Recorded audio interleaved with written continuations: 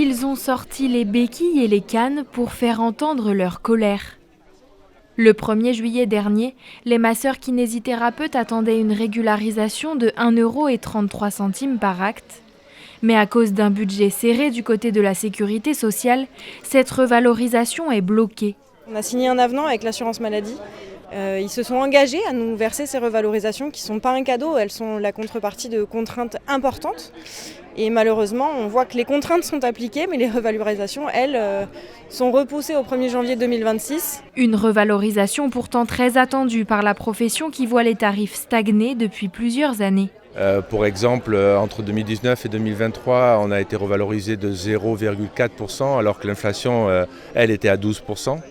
Selon nos calculs, globalement, depuis 20 ans, les kinés ont perdu près de 50% de leur pouvoir d'achat. Parce que les revalorisations étant minimes, les charges, elles, ont augmenté de manière significative.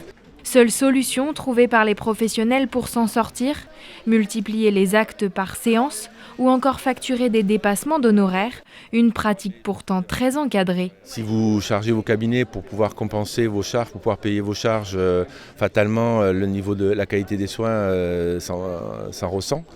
Et donc c'est pas l'idée, on est kiné pour avoir apporté des soins à nos patients de la meilleure qualité possible et on ne doit pas être contraint par ce côté économique qui aujourd'hui étrangle la plupart des cabinets. Sans réponse de la part du gouvernement et de la sécurité sociale, les masseurs-kinésithérapeutes envisagent de poursuivre la mobilisation dès la rentrée prochaine.